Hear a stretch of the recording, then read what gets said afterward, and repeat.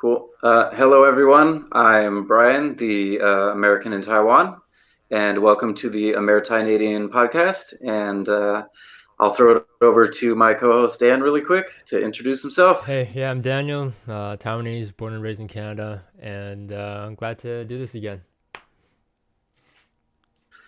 All right, good deal. So we might meander and we might jump around a bit, but the first kind of topic I wanted to talk about would be Eddie Wong and fresh off the boat. So if people don't know, I guess Eddie Wong is a famous Taiwanese American or Chinese American, depending on how you want to look at it.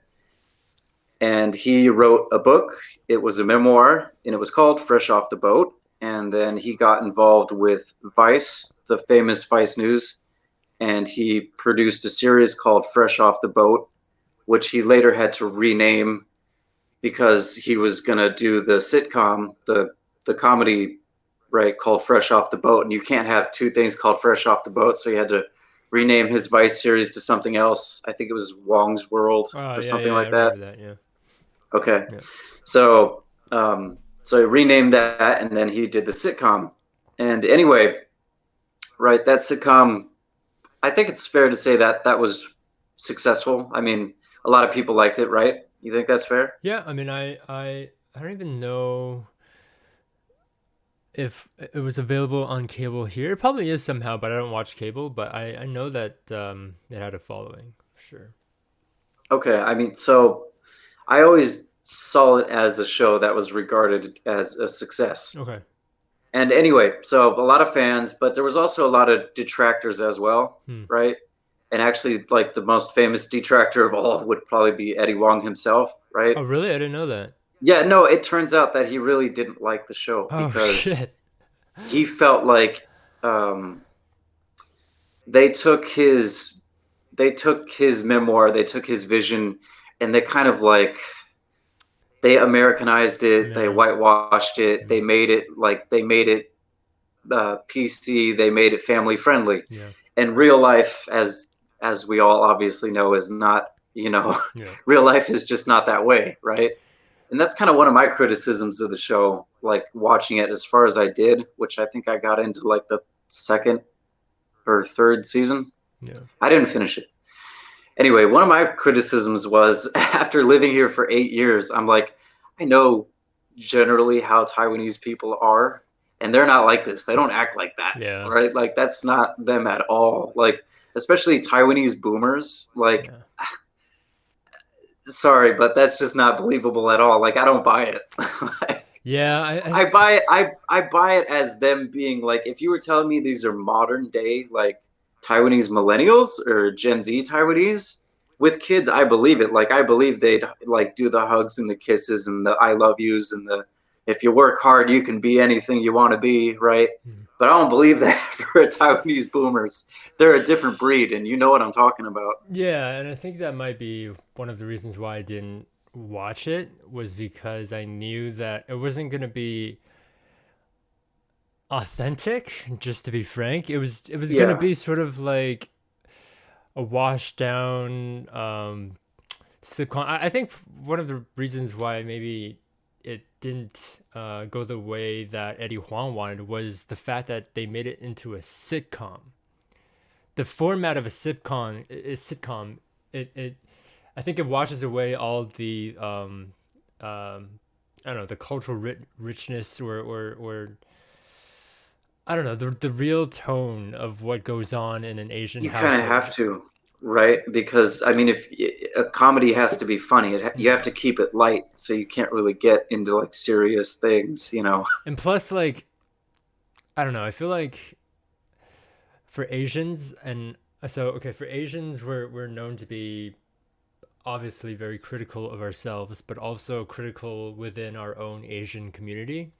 And so, for me, I know the dad. I can't remember. I think his last name is Kim or something. I can't remember the guy that plays the dad. The Yeah, actor, the actor. I think, isn't it? Correct me if I'm wrong. Is it Randall Park, Park? Randall Park. That's right. Is that right? Is Yeah, that did I get it? that's right. Yeah. Okay. So we all know he's Korean, Yeah. and Well, that's another thing. Like, I actually, I don't think any of them were actually really Taiwanese, are The they? mother is Taiwanese.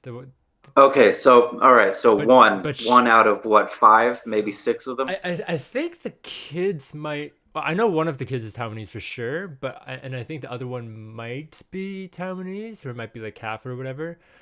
Uh-huh. Um, which is so for those two, that's fine. But for the mother, she doesn't speak with that accent, right? So she has to put that Yeah. on, and a lot of Hmm. it is really you can tell that it's just manufactured. Yeah, So right. it doesn't feel like it's telling like an honest story or anything. It's sort of like this. It's sort of like what do you call that when it's when you're sort of making an offering just for the sake of it being an offering. What do you call that? It's I know what you mean. Like you're doing it, but your heart's not really in it. yeah. It's sort of like uh You're just going through the motions, right? you're it's like a Like it's not genuine. yeah, it's like a tribute to the Asian community, but it's like here's like a thing for you guys. You know, you know what I mean? Like it's like feeding your dog, but you're not giving. It's not like actual dog food. You just have something. Just like here, have this. You know, like Yeah. so. No Yeah. offense. Like I know that that's kind of harsh, but yeah. I think there's something else that you wanted to bring up about the show specifically. Yeah, I would just wanted to say that I mean to a certain extent, I mean they're acting. They're putting on an act, right? Yeah. That's part of what being an actor is you know, you have to act, you have to do things that you would never do, right? But then I mean, maybe it would have been better if they had gotten the a person actually from Taiwan to actually play the role, right? Maybe, Yeah, you and know, that maybe they could have gotten an immigrant actor. Maybe they could, you know, who knows? oh, I know for a fact that there were plenty of Taiwanese Americans in Hollywood. I recently came across like I just found a couple like online uh, like Taiwanese Americans that were sort of in the entertainment industry, like whether acting or doing stunts or stand up. So there's no shortage. It's really just about making the decision to do it. And I Hmm. have to wonder, like the producers, they might be like, a lot of them might just be like, just like white, just like here, I yeah, have no idea. Like, I didn't like do a deep dive on who was doing casting and directing and whatnot. So yeah, I don't know, but I mean, it wouldn't surprise me, right? yeah. It would have been better in my opinion if Eddie Huang was like the executive producer and he had full control of I everything. think, you know, I think he was actually involved in the early episodes because he did narration, Mm, right? Like he like was like the voice of God, like the narrator in like yeah, the early episodes, no, right? But then I think he stepped away because, like I said, he didn't like the direction, yeah, right? yeah, Even though I think I remember reading like on the Wikipedia article that he said that he appreciated the show because he saw it as like representation and as like the beginning, right? Like just the beginning, like, oh, from now on there'll be other Asian people who can step in and they can have their own TV shows and we'll have a whole bunch of shows and we won't just have this one, right? This one thing. yeah. Although I just wonder if like I feel like if Fresh Off the Boat didn't happen, I don't know. I just feel like you could have started out like with a bang, so to speak. Like you could have started like there's this other American show that's like really popular called This Is Us. I don't know if you've heard of it. No idea. It's okay. So You know me. yeah, well, You know me. I have no no, idea. it's all good. But it's it's not over the top. It's just purely like a drama, but it's they don't try hard to be funny or anything, and like yeah, comparing it with Fresh Off the Boat, like it was just like genuine circumstances and genuine like human struggle, right? Like felt more real. Yeah, and I don't know. I feel like if Eddie Huang's adaptation went in that direction, then that really would have started out with a bang. Because I wonder like for the Americans who aren't Asian who watch Fresh Off the Boat, I wonder how they like feel about it. I wonder if they are aware that it's as manufactured as people like me think it is, or You know what? I'll tell you what, my mom liked it. She thought it was interesting. good, Okay. Okay. right? And she was excited for the episode that they filmed here. Oh yeah. Yeah. So yeah. Remember that happened? Yeah, and then they used They like a actually did film an episode in Taipei, and I recognized a few things from that episode. So okay. Well, and then they ended up using the China's flag, right? Do you remember that? yeah, there's one episode that was another one of my criticisms when I was watching was there was some one episode like I think it was in season one where they have to do like a World Cultures Day Yeah. at school, and Eddie gets assigned China, and he doesn't want China, so then he picks some other one. He picks like Fiji or something because he's like, I don't want China. That's boring, and you're just assigning me that because I'm Asian. I want Fiji because Fiji has beaches and I can chill on the beach, Hmm. right, and have a good time, right? But then the kids like or call him out in his little friend group, and they're like, "Hey, yeah, China's lame. Fiji's better, or whatever." And he's like, "Wait a minute," because then he feels like his like heritage is being attacked, right? And then he kind of comes back, and he does end up doing China. And then for his China booth at the World Cultures Day, he puts up the PRC flag, which Right here. never would have happened. Never would have happened, even if you're the most KMT of of Taiwanese people. You would never have put up a PRC flag. It would have been an ROC flag. Damn it, right? Do you see that? Do Yeah, I do. okay. Yeah. So I right there. It says, "Are the Wongs fresh off the boat, Chinese or Taiwanese?" yeah. So So IMDb says "Fresh Off the Boat" is about how a Taiwanese family makes their way in America during the 1990s. However, its season finale features the Wongs showing China. So that is a huge. That's like a really pretty. That's a pretty big fuck up. yeah, You know, yeah. I think that's why a lot of people in Taiwan, well, a lot of people in Taiwan don't know it, but I think the people in Taiwan that do know of the show don't really like it. understandably, I mean, they fucked up. Yeah, I mean, they screwed up. Like I said, even if you were the most KMT of Taiwanese people, I buy the China. I don't buy the PRC no, flag. of course That not. never would have Of happened. course That not. never would have happened, and Of you know course it.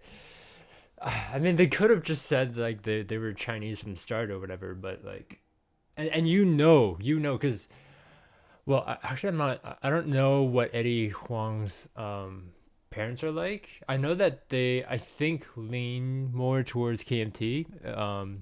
That's what I Yeah, I think for sure because his father's side, I think it's his father's side, came from were mainland. refugees Yeah, from Hunan yeah, province, right? So and so I get that. they would have been fleeing communism, and so like, there's no And they would have way. had no love for the PRC or the CCP. Exactly. They never would have done that. So I'm So sure that's another reason why Eddie didn't like the show. yeah, see, it's not accurate. It's not genuine, Well, right? okay, so It's that okay, but you know why they did that. You know why they chose that flag as opposed to the other flag, right? 'cause they don't want to piss off. Well, yeah, it would have been a shitstorm. I mean, you would have had like legions of people complaining, right, and causing controversy and boycotting the show and all this other bullshit, you know? But isn't their main audience like still in America though? Like, I seriously doubt that people in China are watching that show. Yeah, but Chinese, like, see, the funny thing is, like, a lot of the most venomous and like nationalistic type of people that I've run across are not even Chinese from China. They're Chinese Americans. They're ABCs, right? Okay, yeah, but Like fuck that's a them. lot of the Fuck a them. lot of the tankies I've run into are Chinese American or Chinese Canadian or Chinese Australian, right? Okay. They're more uber nationalist sometimes than the Chinese people themselves. I mean, Yeah. it's absurd, right? I say fuck them though. Seriously, like, you're America. Like, you're supposed to like be the ones that are like the biggest fighters for free speech and all that. And you're scared of a That's the little. theory. That's a We theory could get anyway. into how that's not true. There's actually some other current events topics that we could talk about regarding that, but In America? you know, well, yeah, I don't know how far we want to stray away from Taiwan, but Well, we could. do, There's definitely things going on right now. are you talking about like like putting in religion in schools, or what are you referring to? Well, no, I mean, America's supposed to be the shining city on a hill, the beacon of democracy. But I mean, look at what we've done in Iraq, in Syria, in Libya, in Afghanistan, right? Well, oh, And Afghanistan right now is we're supposed to be in the process of withdrawal, right? yeah, yeah. And that involves Canada too, because I don't, you can correct me if I'm wrong, but I don't think Canada was involved in the war in Iraq, but they were definitely involved in Afghanistan, for Yeah, sure. we sent some troops there for sure. I'm pretty sure. Um, yeah, I mean, people say that Canada kind of just follows whatever the United States tells them to do sometimes. Like, Well, I mean, we're neighbors. We're like each other's biggest trading partners, yeah, probably, and we're both members of NATO. So I mean, it's kind of obvious, right? yeah, yeah, It would go that way, yeah, yeah, right? You can't expect. It's like France and Germany are gonna do, they're gonna follow the same relative line because they're neighbors and they're intertwined, and yeah. that's just it is what it is. Did you say China and Russia?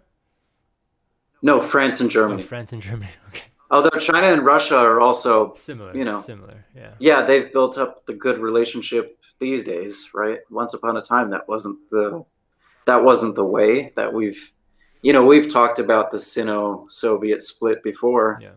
right? When we were watching all those great interviews by what's his name, William F. Buckley, Mm, right? yeah. Those were great, weren't they? Like, we could talk about that too. There was a couple of those that relate to Taiwan that were fantastic, I think. Yeah, no, it kind of gives you like a peek into what average Americans are sort of thinking about the issue during the time. At that time, right? It's like a time capsule Yeah, yeah, or a time machine. yeah, I mean, you get to travel back to the 70s and look at how they're like trying to suss everything out and like analyze the situation yeah. and move forward, right? Well, yeah, and one of the things. So I remember one of the students said something like, oh, I can't remember her exact words, but it was something like, if you are so eager to give representation to, and I think it was like what 10 million people in Taiwan during that time or something like that, why, like, how do you explain then denying representation to the 600 million people in the mainland during the time? And it was like, yeah, Oh, was this the one where they were doing with Chang Ching-guo? Is that the one? no. It was one of the. I think it was an ambassador from Taiwan that was in. Oh, okay. Yeah, All right. I remember now. yeah, and they had like a I pen. just need the memory jog. Yeah, I remember now. yeah, and they had a panel of students that to Hmm. ask a question, and so that argument makes sense. Like if you kind of just walk into the situation, you're advocating for representation for only whatever, like 10 something million people in Taiwan versus the 600 in the mainland. I would obviously suggest you give representation to both of them. You don't have to pick one, but Hmm. yeah, and yeah, I learned that for the 1971 vote, there were like other communist countries around the world that were voting for for the PRC, and I think it was Albania or something like that that was communist at the time that started the whole vote. I think they brought the issue. Yeah, Albania is actually very, very special because I mean the whole Cold War is kind of fascinating. But so special thing. So if we go back to the Cold War, um, the communist world was split right into a few different factions. So you had the USSR, right, the Soviet Union, and then they had all their partner states in the East Bloc. But see that the USSR and their East Bloc allies, right? They were not friends with the PRC because there was a Sino-Soviet split, right? And but they were friends with Vietnam, right? With communist Vietnam, right? But then China wasn't cool with communist Vietnam, and they had a war with each other. And then there was communist Yugoslavia, which was not friends with the USSR. And then there was little Albania, who's kind of off in the corner by themselves, right? Hmm. They're like this little communist country off in the corner by themselves. And for whatever reason, they decide, okay, we're not going to go with the Soviet Union. We're not going to go with Yugoslavia. We're going to make friends with the PRC, Hmm. and we're going to be like their main champion, right? Like they're going to be the only ones we really interact with and make buddy with. Interesting. Yeah, it's fascinating. If you look into it, there was this dictator named Enver Hoxha who ruled over Albania, and he built like a shit ton of bunkers all around the country. They're still there to this day. If you just go walking around the Albanian countryside, there's bunkers everywhere because he was convinced that they were going to be invaded and put under siege and they were going to have to fight like a guerrilla war. It's fascinating. Anyway, so Albania was China's main, you know, Yeah, I mean, champion, it's. right? Their main friend, their main communist buddy. I don't know if you could actually see. Hold on one sec. 1970. China UN vote. If I share my screen. Share. Share.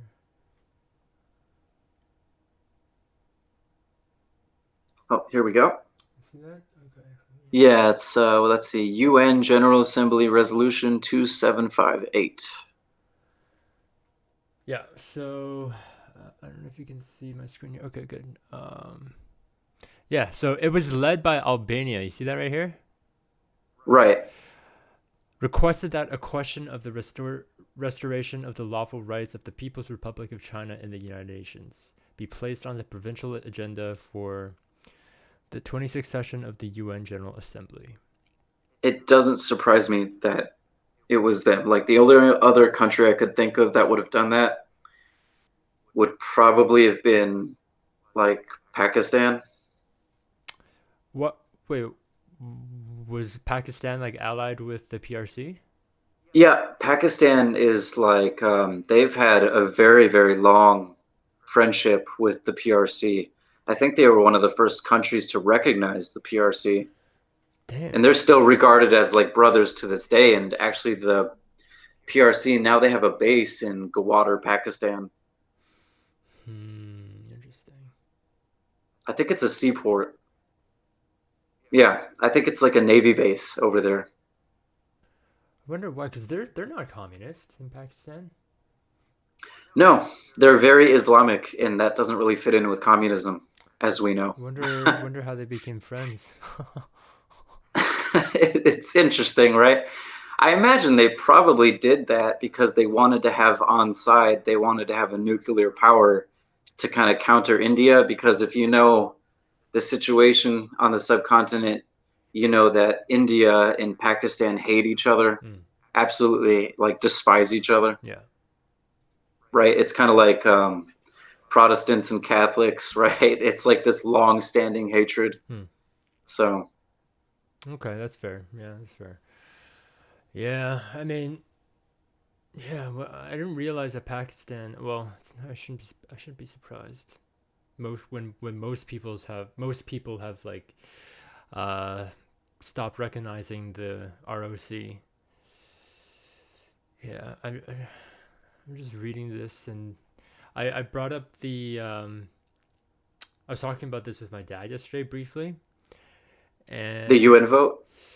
yeah, but I asked him the question that I proposed to you. You know, if the UN came to Taiwan and said, "Hey, um, if you ended your claim of the mainland in exchange for a seat at the UN and we recognize you as a country, would you accept that?"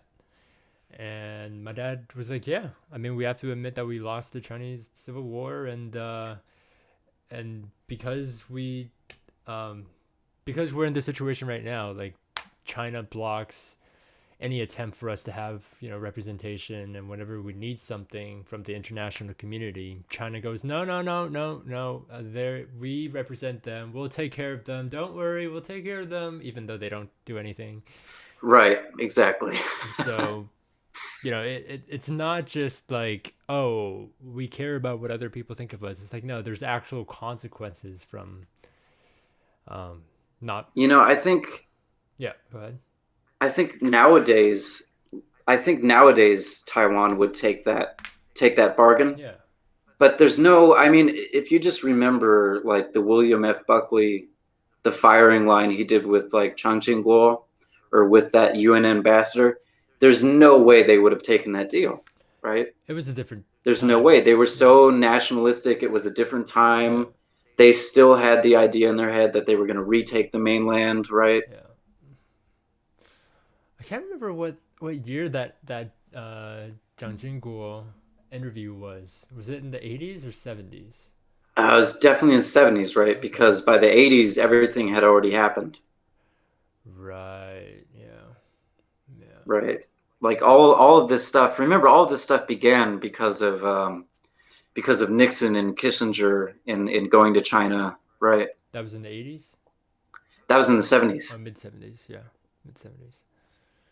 right? I think Carter was the one who did the. I mean, it started under Nixon, but I think it ended with Carter was the one who was in office during the time when the USA switched. Correct me if I'm wrong. Oh well, I can tell you that would be on your part being an American, but yeah, I mean, yeah. So I was pleasantly, um, I, I was glad that my dad came to that conclusion. Although even like, because you know about that ROC map of China, right? Yeah, the goofy one that includes Mongolia and like parts of Russia. ROC China map. Kind of silly. Let's see. Let's see. Yeah, it's funny because nowadays the government of Taiwan doesn't claim Mongolia at all, not even on paper. Did they change their constitution or whatever? Yeah, I forget it was. I think it was sometime back in like the early 2000s when they were like, "Yeah, Mongolia is a country." Oh, in the Like, early 2000s? yeah, I think so. I think so. You'd have to Google it, but I remember somebody commenting on my YouTube video about is Taiwan a country that Taiwan renounced all claims to Mongolia like back in the 2000s or something. So yeah, there it is. Yeah. So, Yeah, come on, does this come on. include Mongolia? Do- Is it like right Yes, it here does. or Yeah, somewhere over here? that part there, like the top of the blue, Is that right Mongolia? there is Mongol. Yeah, Yeah. that's Mongolia. Yeah. Yeah. Come on, even if you're the most nationalistic nationalist, you know that's a bit silly. Yeah. I giggle every time I see it. It's just not realistic at all. You know, Mongolia has been independent for a very long time now, so Yeah. Yeah. That's yeah. it's just one of those things. I mean, so yeah, I think to the viewers, I'll definitely recommend you should look up. I believe it's called "The Firing Line" with William F. Buckley, Yeah. and if you search that in conjunctions with the word Taiwan, you will find several different videos. I think there's what, 4 in total Mm-hmm. that there were Did I? with like China experts, and then the one special one where he sat down with an interview with Chang Ching-kuo himself. So Who was the? everyone should watch those. Yeah. Who was the president? The third president after the nationalists came to Taiwan. Right, right. He was the son of Chiang Kai-shek, and he took over after Chiang passed away. Did you know that there was actually a guy before Zhang Jingguo, for like a little while before Zhang Jingguo became president? What, like during the transition period? I think. Well, he was between Chiang Kai-shek and his son. It does. I mean, it doesn't surprise me. They could have just put like a guy in there just to like hold the space for when they were preparing for the actual like transfer of power. You know. Let's see if I can pull that up. That reminds me, we could talk about Chiang Kai-shek's other son too, if you wanted to. The Nazi. Yeah, the Nazi. Yeah. Yeah. I knew you would know what I was talking about. You can say See, it. we were texting about him just the other day. Yeah. He attempted a coup in Taiwan. Did you know about that? Yeah, I mean, see, I've read about him before because he has such a bizarre life story, but I had forgotten about that until you mentioned it the other day, and I was like, what? Yeah. Why isn't there a film made about this? There should be like a top Hollywood movie about this guy, just because the life he lived was so bizarre, so filled with twists and turns that nobody could expect, right? Like it's amazing, but of course that movie will never be made because it'll piss everybody off simultaneously. So, well, I mean, it will. It's going to piss off Taiwanese people. It's going to piss Not all off, Taiwanese people. uh, Not only the KM. well, it'll piss off the Greens too because they don't want to. They don't want a story about a guy like that. They think they hate the KMT. They'll be fuck the KMT, and the KMT doesn't want that because it shows one of them as a Nazi. Mainland China doesn't want that because it shows the KMT as the KMT, right? They just hate the KMT for existing, Yeah, right? Especially during that time period, yeah. right? So nobody wants to see this film made. It would be really interesting. I wonder if he spoke German. He must have known a little bit, eh? He must have because he was a member of the Wehrmacht. So Because he was trained how is he there. going to be taking? How is he going to be taking part in Wehrmacht operations when he doesn't even speak Yeah. basic German? Like he would have to be able to give and receive commands, basic commands. Yeah. There's no way he couldn't, right? Yeah. I just remember, yeah, Nazi. I mean, Yeah. he was the adopted son of Chang. Right. It's not by blood, No. so it just not that that matters, but you know, it was. It's not by blood. Just another twist and turn in the story. Yeah. And But yeah, fascinating, very fascinating. Everybody should look that up. And if you Google like KMT Nazis, you'll find um, black and white photos of them wearing that Nazi style, the steel helmet. You know, oh, for like all the soldiers, you mean? yeah, you know what Yeah. I'm talking about, Yeah, right? the helmet. Like the very iconic like steel helmet that the Nazis used to wear. Didn't we and also end up like switching to like American like helmets and uniforms or something like that? Or am I wrong? What the KMT? Yeah. I Like I see. I don't.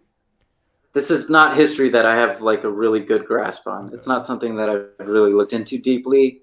I think when they were fighting on the mainland, I mean, for a good period of time, I think they were using those German helmets. Yeah.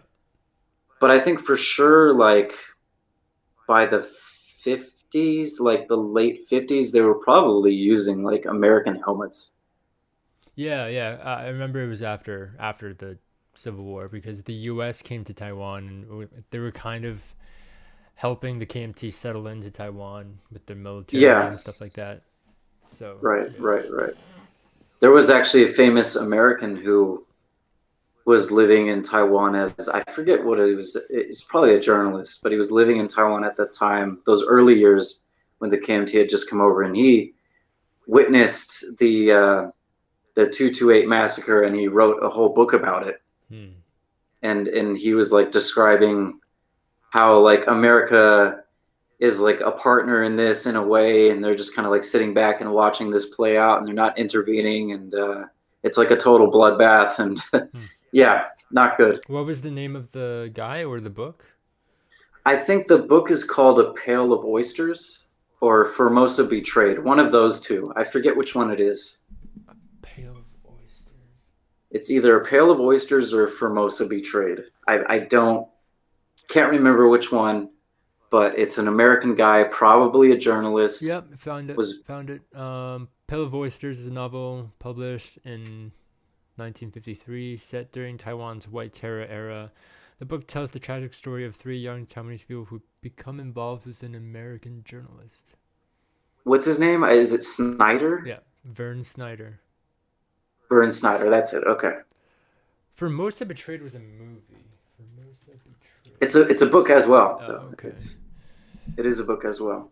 So In the early 1980s, an FBI agent is assigned to investigate the murder of a respected professor. He discovers a web of international secrets from within college campuses across America for decades. Investigation leads him to Taiwan, where the detective soon finds himself on a collision course against the U.S. government, the Chinese mafia, and the Chinese government. That sounds eerily similar to some real life events, doesn't it? Was this based on the guy that was killed in America? Henry Leo, the guy who was assassinated in San Francisco. Was it that? I think that's probably an inspiration to that story, But the one that you just read. I think it's definitely an inspiration because, as we know, the KMT hired some triad thugs to go to America and carry out that hit because Henry Leo was writing critical things about the KMT. You know. um. Okay, so I think maybe the movie might have taken some inspiration from that, but the book was written 1965. Yeah, So and the assassination happened in 1984.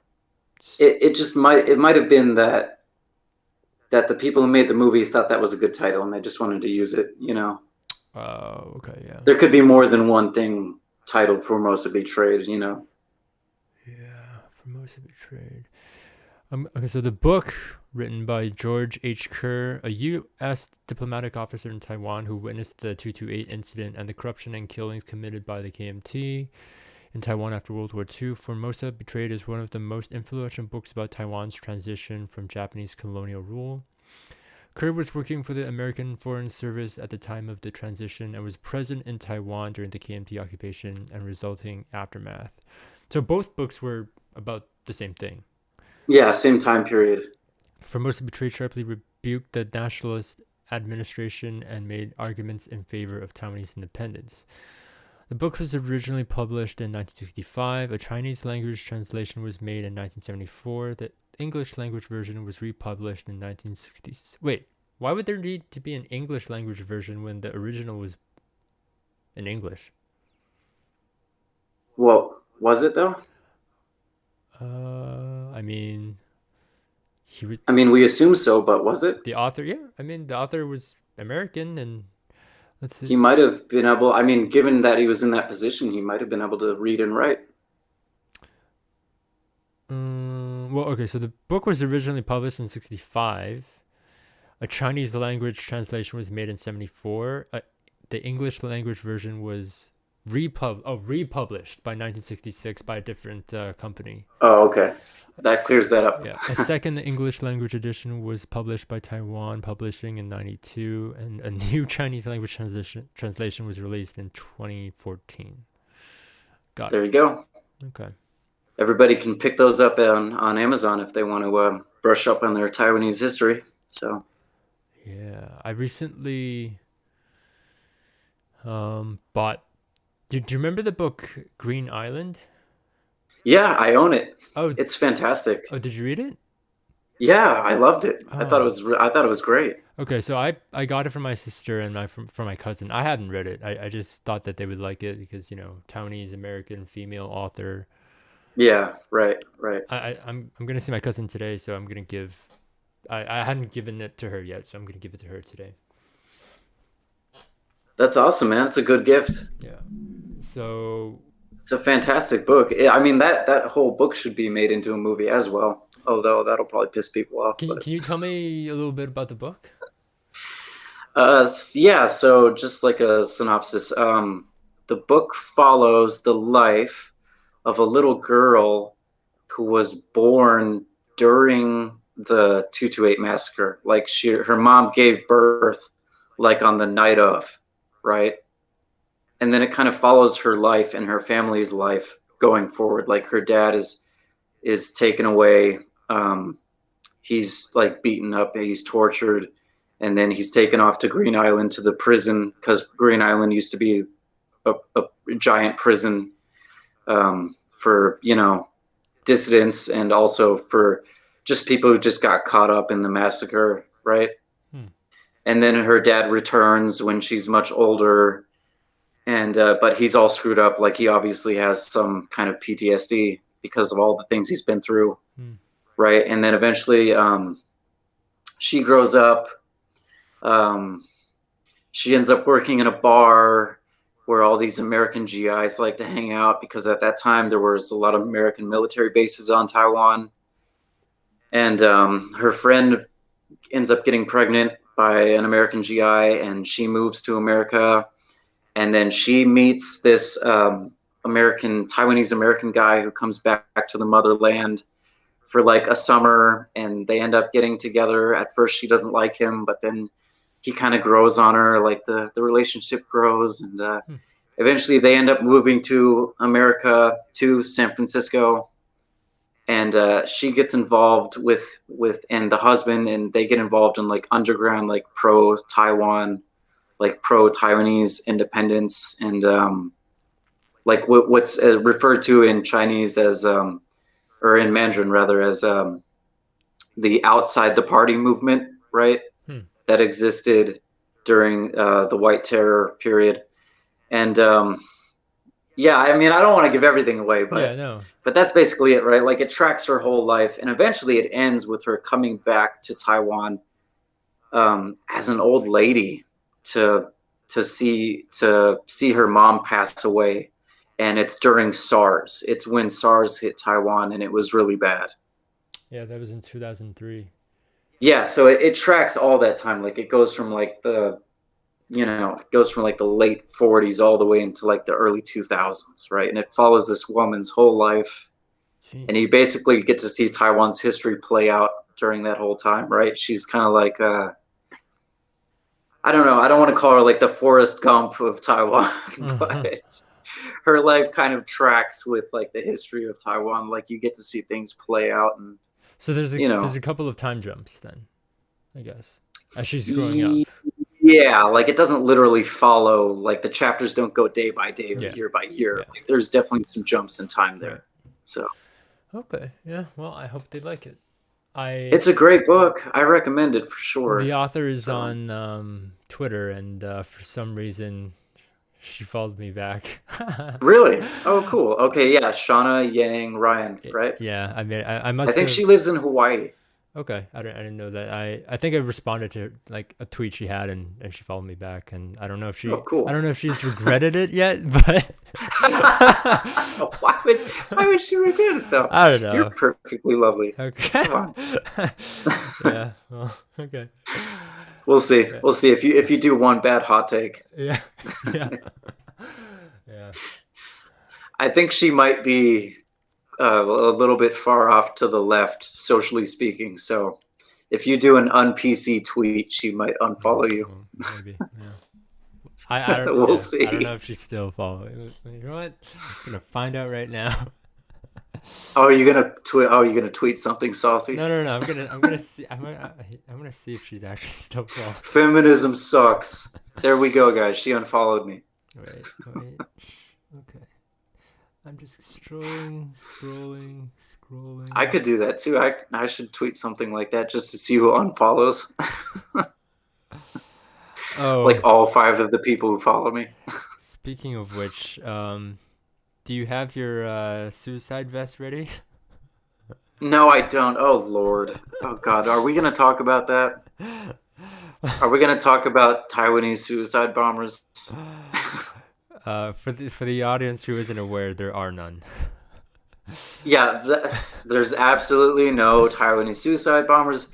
Nobody has proposed that. Nobody is seriously considering that. That's never happened. It's never going to happen. Yeah, no, there's this I don't know, person. Oh my God. Person on Twitter who I didn't read every tweet that was involved in the I don't know if you would call it. Do you want to name her or? No, we don't need to do that. But okay, all right, let's not.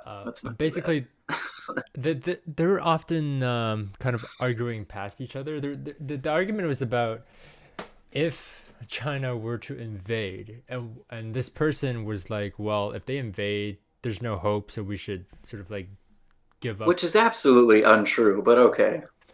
Carry on. Yeah, I mean, everybody was basically saying that like the attitude, the mindset isn't right. I mean, obviously, like in the end, obviously they have like a much larger military and all that, but if you make it easy for them, you're gonna make it easy for them, you know. And Yeah, right. Well, that was part of what I responded to you. I was like, listen, this attitude that she's taking, this defeatist attitude, is not helpful, right? It's very counterproductive. there and I don't know if this matters, but I'm pretty sure that like she grew up in like outside of Taiwan or whatever, and Yeah, I think you could call her an ABC. ABT or an Yeah, ABC or whatever you want to call it. yeah, and I recently came. Do you know Jessica Drun? I think is her Yeah, Twitter. she's on my Twitter Yeah, quite often. So, yeah. She recently tweeted like, oh, there's a. I think it was something about like she has been noticing a rise in like Taiwanese diaspora that are starting to like comment on these issues, and Jessica was basically saying that good intentions can have harmful consequences too, and yeah, you might not know exactly what you're talking about, and stuff like that. especially if you spread rhetoric like that there's no hope and we might as well give up because we're not going to charge at the Chinese wearing our suicide vests. Yeah, yeah, yeah. We're not going to do that because we're not Al Qaeda, right? Yeah. Lord above, right? I Well, mean, what did I text you back? What did I say? It was like, what? Like, has she never heard of rifles or guerrilla warfare before? Come on, well, like, well, and there are other things we can do besides charging at the beach wearing a suicide vest. yeah, and I think I sent you. She did actually talk about guerrilla warfare in Taiwan. But then I think she was just like, "Good luck." She was basically Okay, see, good to know that you wouldn't stand up for your country, that you're not willing to fight for it. I mean, good to know, sweetie. yeah, yeah. I mean, yeah, Like, do you value Taiwan supposedly, but do you? yeah. I mean, I think she just Obviously not enough to fight for it. yeah, yeah. Well, yeah, yeah. I mean, I think it comes down to like a question of yeah whether or not you're willing to go through that fight. I think for her, she thinks that I think maybe she prioritizes like not having like any blood spilled over like having any resistance at all. So, but Yeah, but to see in my view, I think you share this view, if we're not going to have any blood spilled, we're going to do that by having a really strong like deterrence, right? yeah, yeah, And you can't have strong deterrence if you go out publicly and say we're doomed. yeah, That doesn't work because then that gives your opposition the thought that like, oh, look, they're on the verge of surrendering and we haven't even started fighting yet. yeah. So, I mean, yeah. I mean, she was referring to like Israel, I think, and how like they do a much better job with their self defense and all that. Like she they do, and that's true. That's fine. It's fine to bring that up. It's just the way that she was phrasing things was awful. yeah. Well, yeah, no, yeah. I'm the Anyway, first one to admit that Taiwan's military has issues. yeah. And I think we talked about it before, right? I mean, they definitely have to change things. Would you be in favor of female conscription? 100%. Like, 100%. Just if anything, just to get all those people who are so rah rah gung ho feminism equality, I'm like, okay, Let's try it. sweet. I got a rifle for you and a helmet right over there. Get your gear and get your ass to the parade ground. We're doing drills, Yeah, right? yeah, Like I'm ready. I'm good to go. yeah. You want to be equal? Go grab a rifle, right? Yeah, and if anything, it'll it'll what is it? Bring camaraderie to like between the sexes. Yeah. Well, I mean, there's that. I mean, I think there's definitely some positives about that. Like one of the reasons that Israeli society is so strong is because literally everybody, man and woman, spends some amount of time serving the country, right? Yeah, So they all have that bond. They all have that same experience, right? yeah. I do think that that is pretty important Yeah, it's massively important, right? because otherwise sometimes one party, no matter how hard they try, doesn't know exactly what the other party is has went through or whatever, without going through it themselves. So yeah, I think it's a good idea.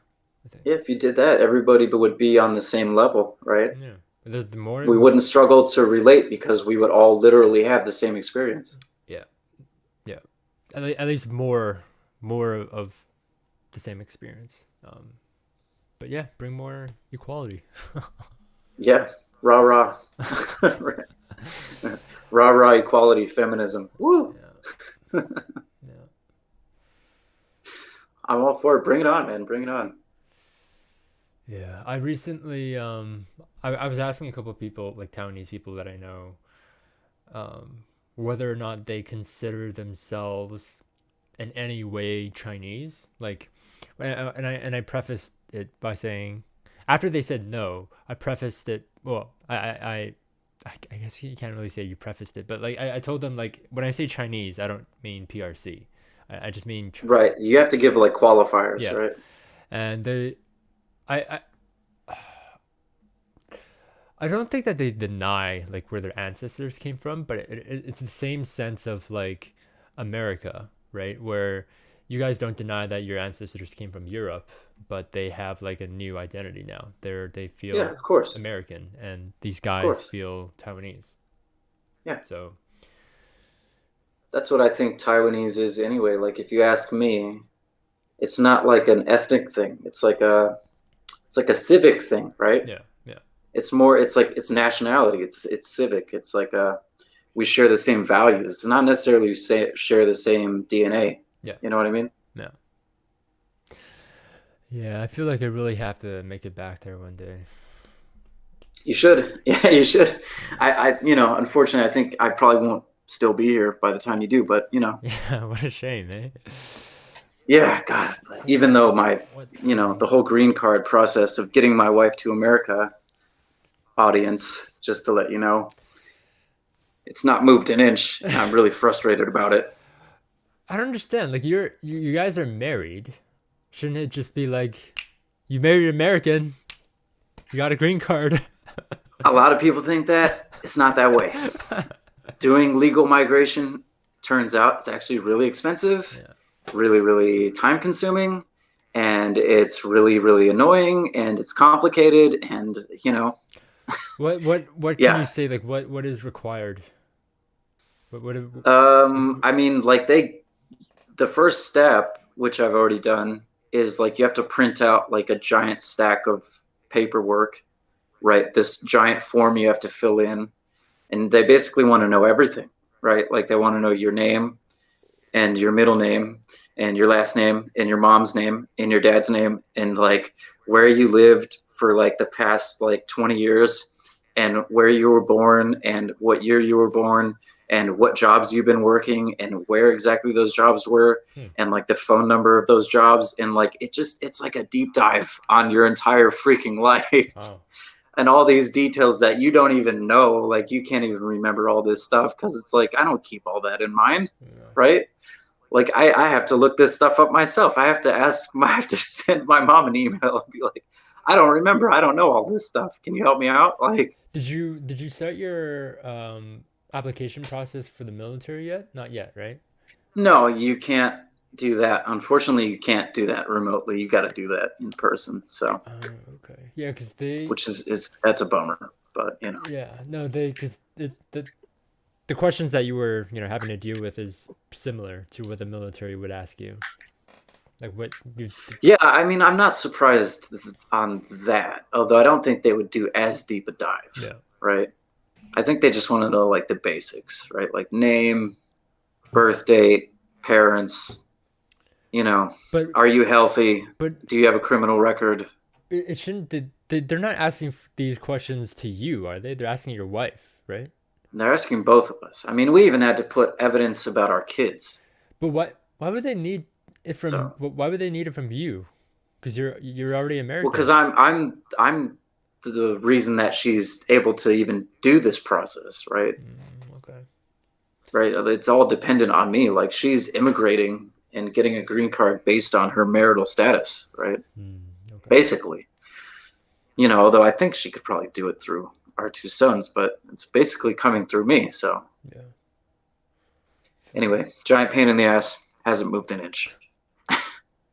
And it's expensive too. I mean, we already had to pay like, I forget, but it was a few $100s. So American dollars. Yeah. Yeah. Not cheap. So I understand why people break the rules because I mean, you think I don't want to wait and I don't want to pay that much money. Yeah. How has your wife gotten used to the idea? It's pretty firmly set in by now. I mean, we've had a lot of time to wait. Like I sent in that application a long time ago. Yeah. Right. So like last year or something? yeah, I mean, you've known about this for a long time, right? I think I told you before I even sent in the application that I was going to do it. So, this has been going on for a long, long time. It's maybe since September of last year, maybe, right? And you haven't gotten anything back since September? Nope. Not a thing. Really frustrating. Is there any way like you could call and just ask and see, like, hey? I could. I mean, I don't know if there's really like a way to do that. I guess I could, right? Yeah, I wonder. I guess I could call. I don't know if anybody would answer. Yeah, you could try. Maybe see what they say. I could. Yeah, I could call. I could email. Just see where it is. If I even get a response, and then they'd probably be like, "Oh, we can't comment on individual cases," or "Oh, you just have to wait." I don't know. Even though I'm the one asking. Yeah, right. For my own. I am the individual case. Damn it. Yeah. Okay. Well. Who knows? We'll see. I'm thinking one of these days I'm going to log in onto my email and like look in my inbox, and it's going to be like, "Hey, schedule your appointment at AIT. It's time for the interview." Right? Do you think you would have to do the interview or just your wife? It's going to be both of us. And at the same time, or? Yeah, it's going to be both of us at the AIT. Okay. So they don't want to interrogate you guys individually? Yeah, right. For our horrible crime of wanting to live in America legally. You can't have that. How awful! No, we can't have that, can we? That would be wrong. What about your kids? Have they? Have you talked to them about it more, or have you told them? Yeah, I mean, my older son, right? My younger son's not going to get it. He's only 4. But it doesn't even really register with my older son either. Like, he doesn't. At that age, you're too young. Like, you don't get the gravity of the situation, He's 6, right? Yeah.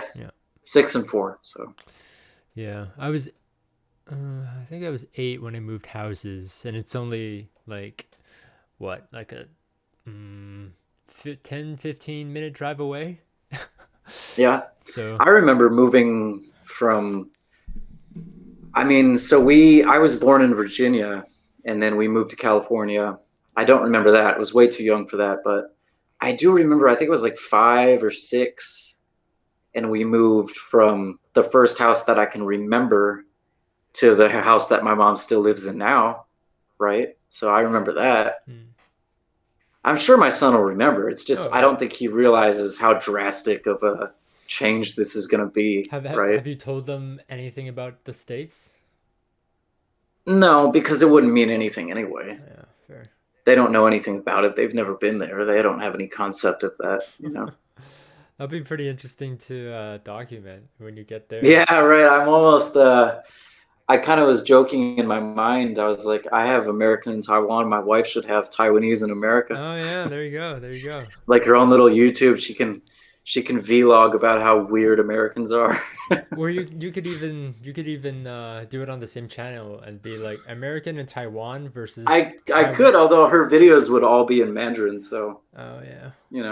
I'd lose my audience, but subtitles. So you could talk talk together in the video, And, yeah. I don't know. We'll see. We'll see if I have time for that. If I do get into the military, then I doubt I'll have time for such things. But while you're waiting for it to get in, you make a cover. Yeah, I could.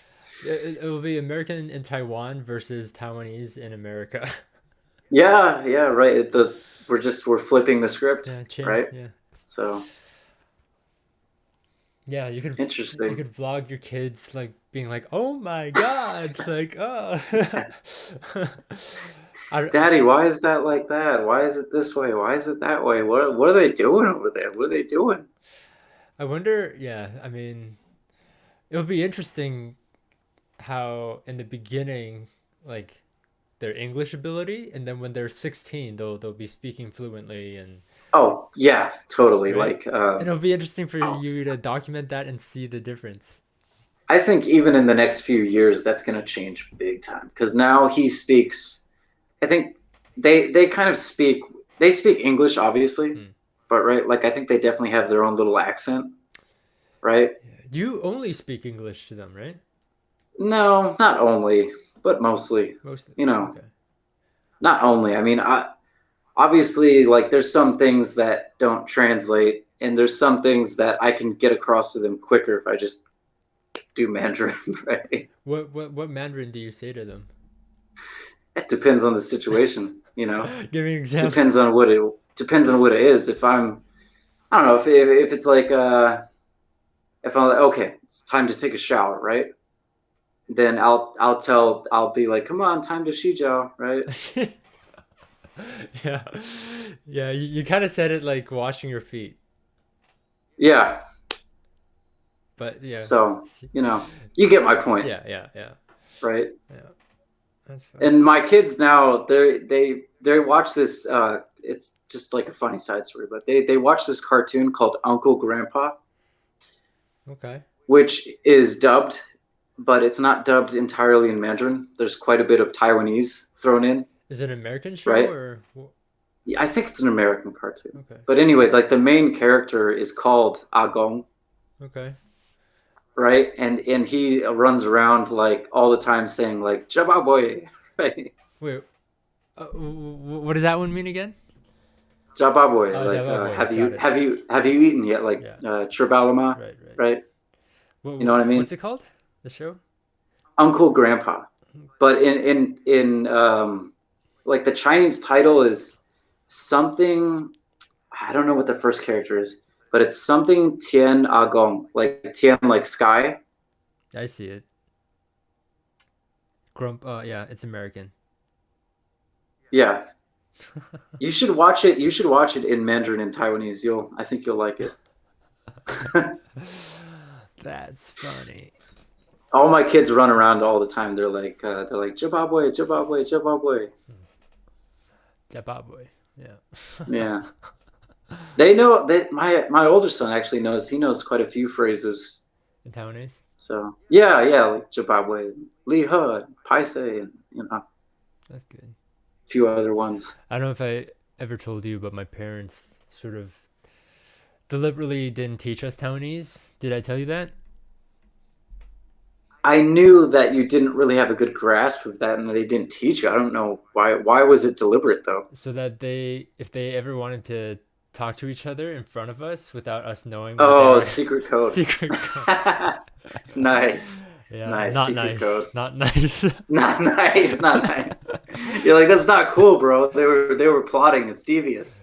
Yeah, dude, I mean, it totally. I feel like they did kind of rob us from that because other Taiwanese Canadians, Culturally, right? yeah, Yeah. because other Taiwanese Canadians know more Taiwanese than we do, and that's not cool. That's not cool. Yeah, really? Yeah. Are there some like young Taiwanese Canadians that you know that can speak like decently?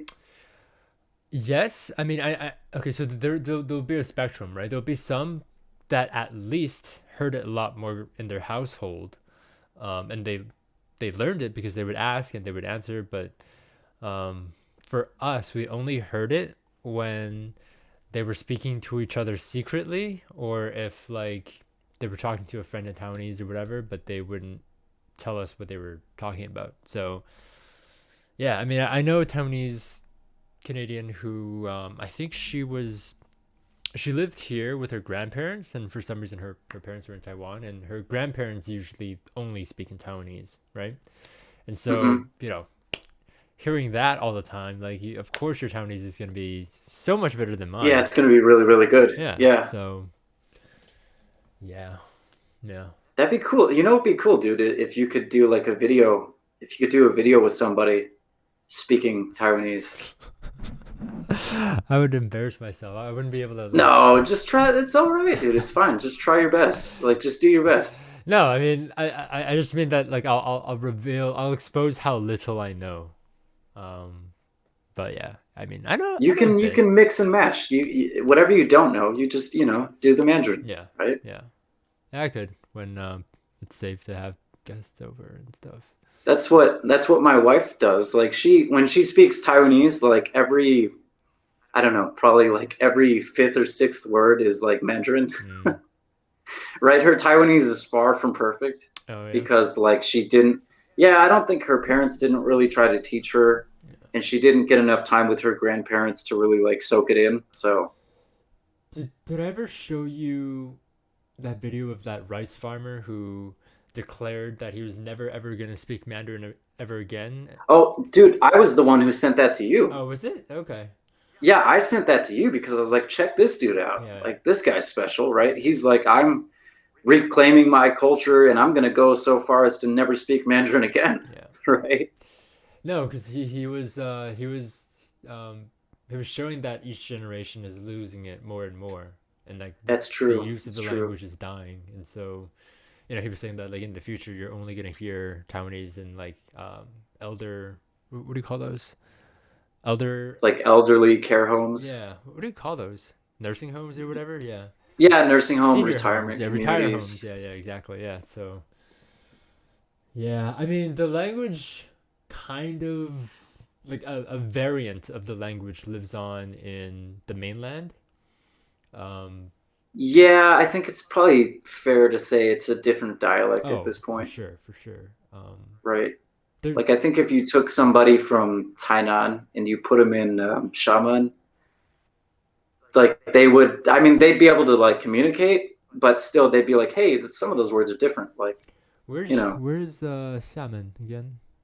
It's, it's in Fujian. It's actually, I think it's right across from Jinmen, actually. oh, okay. Yeah, that'd be interesting though. That'd be interesting. It would. Here's like a little cool side story. One of my good friends here is, she's Chinoy. She's Chinese Filipino, Yeah. right? And her first original language was Hoklo, Okay. right? Which is the broader kind of umbrella term for what we call here Taiwanese, right? She learned it in the Philippines. Yeah, right. She learned it from her folks, and she came over to my father-in-law's old house in Taipei City once, and I was like, "Here's something cool. Let's see if you can have a conversation with my father-in-law." Yeah. And she started talking to him in Taiwanese in Hoklo, Yeah. and he started talking back, and they had a little conversation. I was like, "What did he say?" And she's like, "He said that he can understand me, but that I sound like I'm from Singapore." Interesting. Yeah, right, right. Wait, what is she ethnically Filipino? I can't remember. She's Chinoy, which means that she's descended from Chinese migrants who came from like Guangdong, Fujian, like 400 years ago, and settled in the Philippines and Singapore and Taiwan, right? Does she speak Tagalog? E- yes, but not perfectly, and I'm not even sure that's even possible. Why? What do you mean? See, so Tagalog has been so heavily influenced by like Spanish and nowadays English Yeah. that I don't think you can even have a conversation purely in Tagalog. Okay. Like, I think, I mean, even like the best Tagalog scholar would probably have to use English words at some point. Yeah, yeah. Yeah, that's interesting. So, you know what I mean? Like, it's just like they kind of can't. Like, the words don't exist in Tagalog to describe some certain things. You know what I mean? Yeah, I'm thinking of somebody that I know who she's part Chinese Indonesian, and so they speak Hokkien too there. Right. That's the same kind of umbrella language, right? Yeah. Like, So, if you look back in history, I think the most adventurous people, somebody will probably disagree with me, but whatever. I think the most adventurous people to have ever come out of what we call China come from Guangdong and Fujian, right? Yeah, I mean they were. Because if you look at all the other communities, like if you look at Taiwan, where did they originally come from? They came from there. Yeah, In the Philippines, where did they come from? They came from there. Singapore, they came from there. yeah, Malaysia, Indonesia, East Timor, yeah, they all came from there. They all came from the same place. yeah. I mean they're kind of along the coast, and like if you see it, they have like a lot of boats along the coast, and that was sort of their culture to. Yeah, I mean, they were the Christopher Columbus of the Sino world, right? Like they're like, we're gonna jump on this boat here and we're gonna go exploring. We're gonna see what we see, right? We'll figure it out when we get there. Yeah, I often wish I could like just like like just to see objectively, go back in time and just see everything, because that'd be like crazy. It'd be fascinating, but at the same time, probably scare the shit out of you. But What would I be scared of? dude, people aren't like people nowadays are soft. People back then were ruthless. Oh yeah. Are you, Absolutely ruthless. I mean, think about it. People back then getting their hands cut off, their heads cut off, like yeah. dying of the plague, right? Yeah. Like they're taking slaves, like they're slaughtering and raping women, and Do it's horrible. you remember the Rover incident? I think that's what it was Yeah. called. Hey, do you want to talk about that? Yeah. Since we're talking about TV shows, so we'll finally circle back to TV shows. Do you We took a long detour. know why? Okay, so let's see if I can. Okay, I'll just read the intro. The Rover incident occurred on the 12th of March in 1867 when the American merchant ship Rover, captained by Joseph Hunt, who was accompanied by his wife Mercy G. Bierman Hunt, and en route from Swatow to New Chuang. I think that would be. Let's see what they would be today, because I think those are old names. Santo, which is like a coast off of the mainland, and I don't know what this other one is, but it's also somewhere in the mainland. Okay. Okay. All right. But their ship was wrecked off the coast of Formosa, Taiwan, under Qing rule. The ship struck a coral reef called, I can't pronounce that, near. Wait, what is it? Fair enough. Do you want to bring it up? Sure. I'll see what I can do. I'll probably mispronounce it too, though, but we'll see. Share screen, share entire screen, share, and there.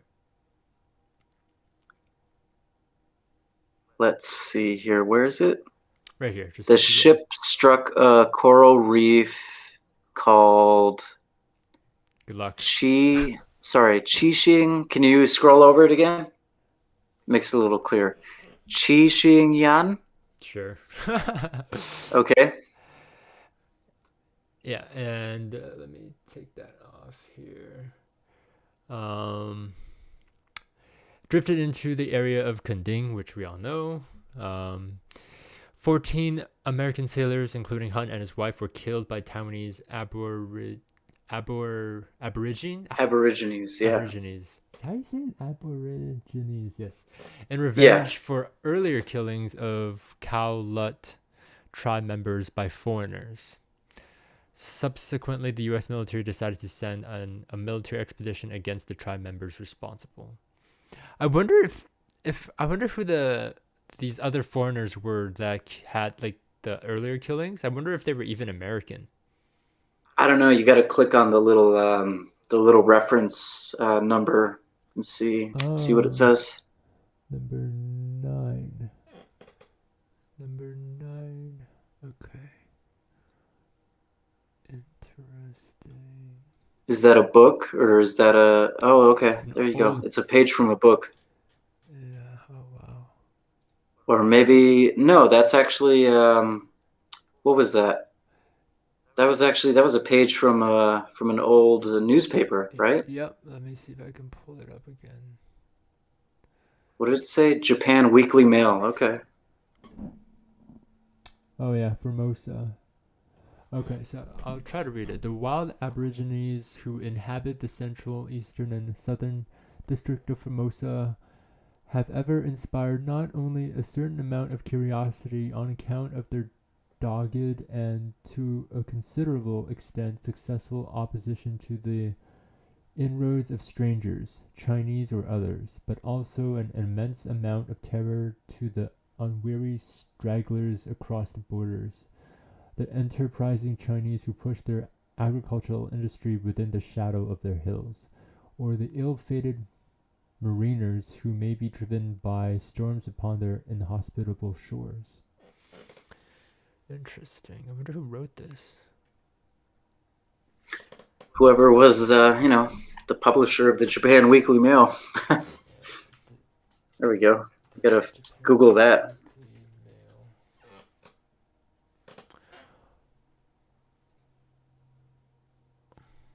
Oh, does it still exist? I wonder if it still exists. I don't think so.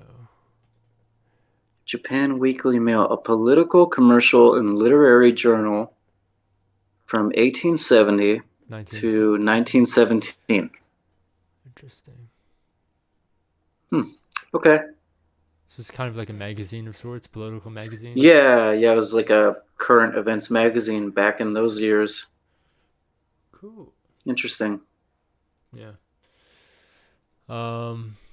Anyway, there's a drama being made about that. Is it going to be a TV show or a movie? Do you know? I'm pretty sure it's going to be a TV show, right? I just hope they don't ruin it and make it too much like a soap opera. I feel like they're going to do a decent job, I hope. I hope, but I mean, from what I've seen, Taiwanese television is a disaster. So. Yeah, although I feel like this one, well, I would hope anyway. I feel like this one will be better, but that's just me being optimistic. I think a movie would really, that would be dope. Like they should definitely do that. I recently, do you know what Omegle is? No. So it's this website where it's like a video chat and you get paired up with like strangers. Oftentimes you have to go through a lot of like pranksters and like people that just want to show their dicks or whatever. Oh no. Yeah. Okay. But that's not good. But man, God help you if you're a girl on that site. Dude, there are girls and they have to like next. Yeah, I'm sure, dude. I'm sure. Yeah, I mean, just like I would. It's probably like an ocean of dicks. Yeah, but every once in a while, you find somebody that's actually looking to have a conversation, and I think there you go. I think it was yesterday.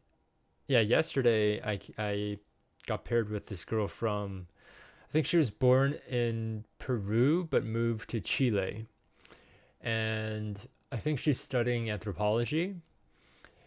That's cool. And I think she had a particular interest in like anthropology, and she knew about Oceania and Austronesian people, and I was like, hey, oh dope, like all they right. come from Taiwan where I'm from, or my parents are from, and my aunt is a professor in anthropology, and yeah, we just got talking, and I shared the trailer to the drama of the Rover Incident, and yeah, she's so it was just cool to find somebody randomly. That's cool, dude. That's cool. Yeah. I wonder if she'll ever look into the prehistoric cultures that existed in Taiwan. Yeah, I told her that because obviously being South American, she's very familiar with Spanish colonialism, and so I told her that the Spanish, she didn't know this, that the Spanish colonized. They had a colony in Taiwan. Yeah, they had a colony in Taiwan, and they still have like a building that was built by the Spanish in Taiwan, right? That's right. It's on my Instagram. I did a little painting of it. Okay, yeah, there you go. Yeah. It's called Fort San Domingo. And that was in like the 1600s, right? I was way back. It was in the 1600s. I'm impressed that the Japanese didn't tear it down, you know? Yeah, it's so the Spanish started that. They had it first, I think. Then the Dutch kicked the Spanish out, right? Yeah. And then the Dutch were like the only game in town for a little while, until what's his name, Koshinga, right? The half Japanese, half mainland pirate warlord came over, and he kicked the Dutch out, and then he took some slaves and he set up his own little kingdom. And then eventually the Qing came in and they kicked out either his son or his grandson. Grandson, I think. Right? Yeah, something like that. And then the Qing took over, and then yeah, Yep. history plays out.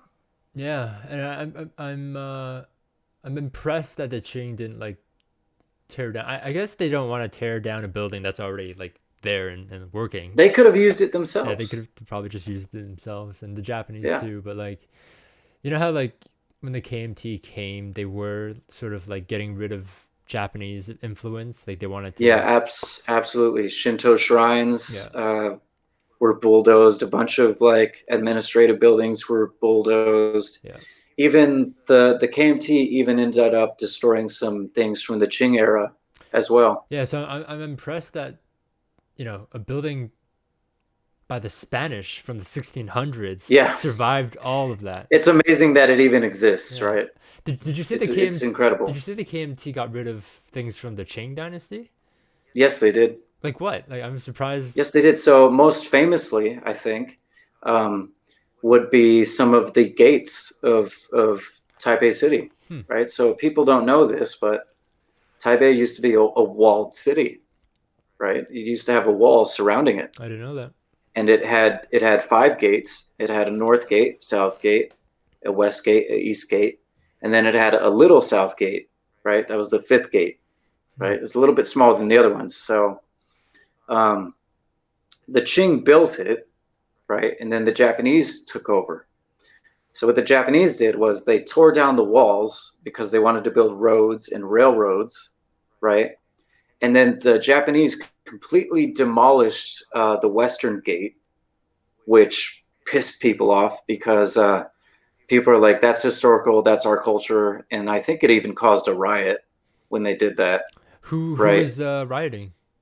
The Taiwanese people, they were like, "You just destroyed our gate, dude. That was our gate. Not Like that's a symbol of our culture and stuff." not Aborigines like No, at that point, there's right. no Aborigines in that area, right? Okay. So the Japanese destroyed the Western Gate, and then you're left with four gates. Then the KMT take over, and I think for to honor Chiang Kai-shek on one of his birthdays or something stupid like that, they literally rebuilt three of the remaining four gates. So currently today, the only gate that remains in its original form is the North Gate, Beimun, right? All the other ones like Dongmun and Nanmun and all those other ones, they've all been rebuilt in a kind of what would you call it? Like a northern classical Chinese kind of fashion, Hmm, like the northern kind of Chinese architecture, okay. because that's what they thought Chiang Kai-shek would have liked, and they wanted to honor him for his birthday. Hmm. And the only reason the Beimun even survived was because historians were like, "Don't do this. This is like the last bit of culture and like history we have. Do not destroy this gate. Like leave it. Like leave it as it is for God's sakes, please." Does it still stand? Yeah, it's still there. It's been through hell, but it's still there. Wait, so it's the last gate out of the five. It's the last gate of the five that exist in its original form. And what is it called? Beimun, Just North Bayman. Gate. I feel like Yeah, my dad would know, right? it has a proper name, right? I think it's called Chununmun, Hmm, I don't know. but you can wiki it. But it has a proper gate, a proper name like that, like Chun something, Chununmun or something like that. But colloquially, it is known as the North Gate, Beimun. And there's even an MRT station called Beimun. So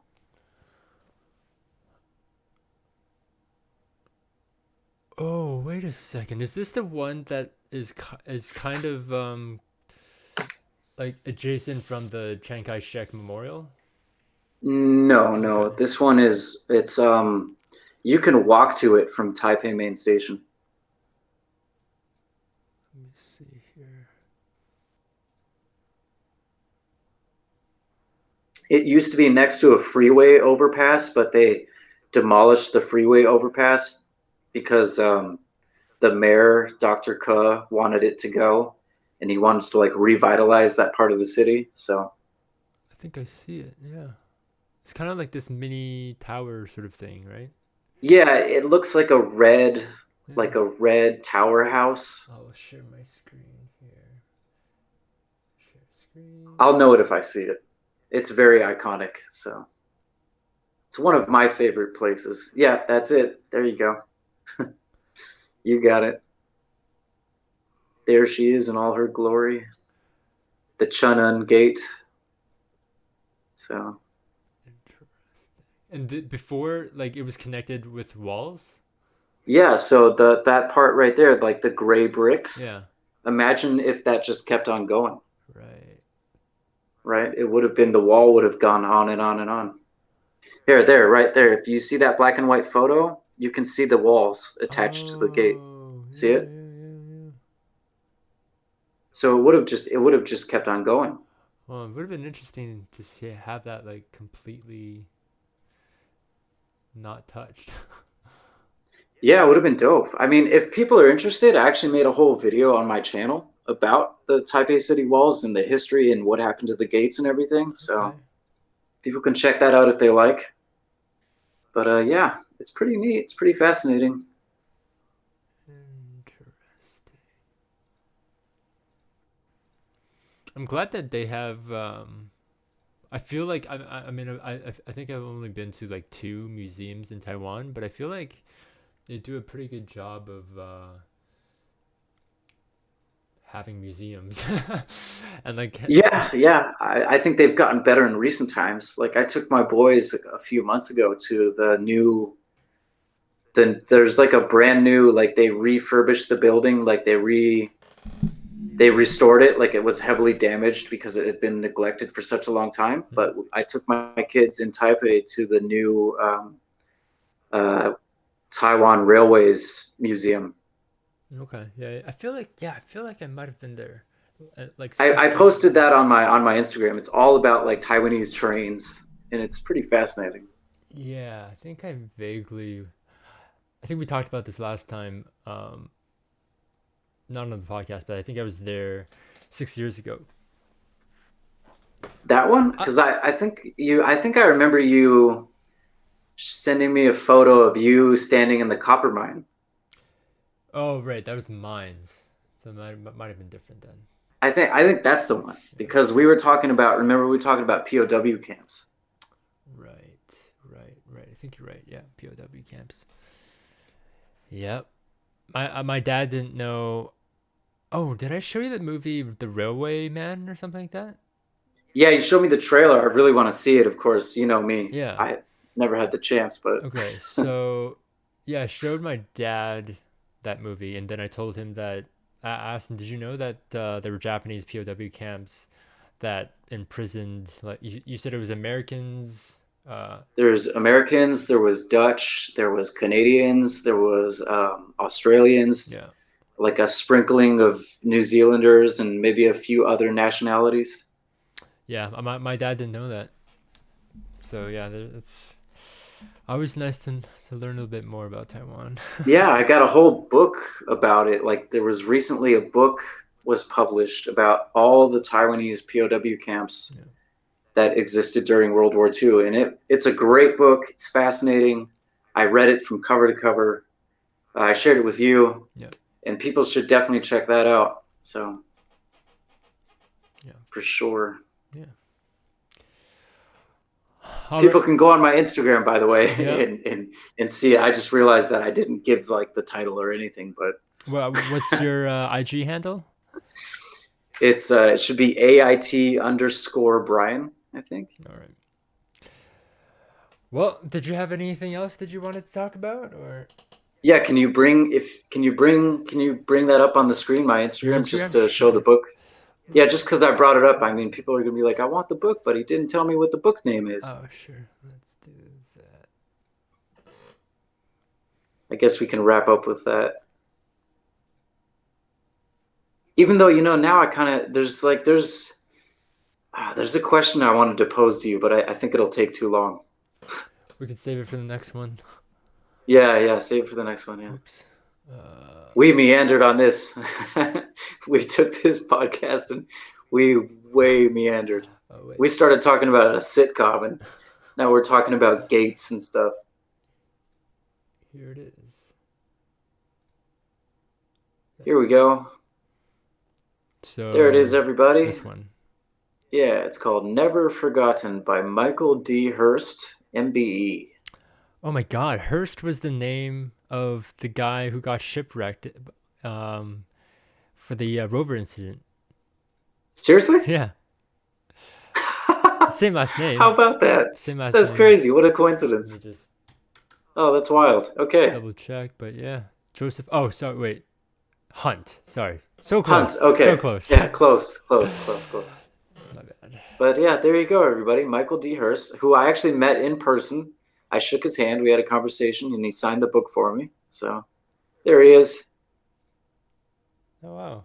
Nice guy. Wait, was he in the camp? I can't remember. No, he's not that old. Okay, yeah. No, he wasn't in the camp, but he individually visited every campsite that he could find.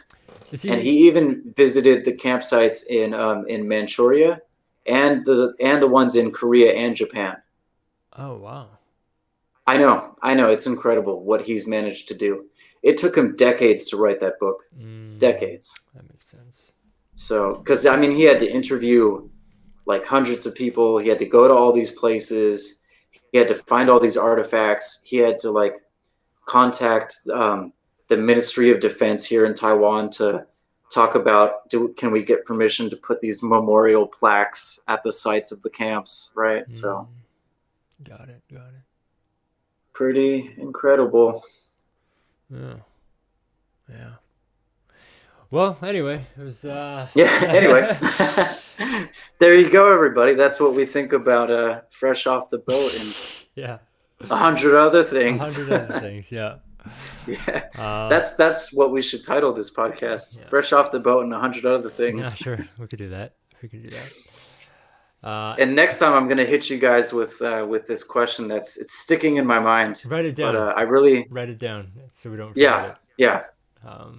I'll write it out to you after we sign off. So all right. Well, this has been Daniel from Vancouver and Brian, American in Taiwan. From New Taipei City. Bye, everybody. All right. I'll see Thank you for watching, and we'll see you next time. Yeah, take care. Bye-bye.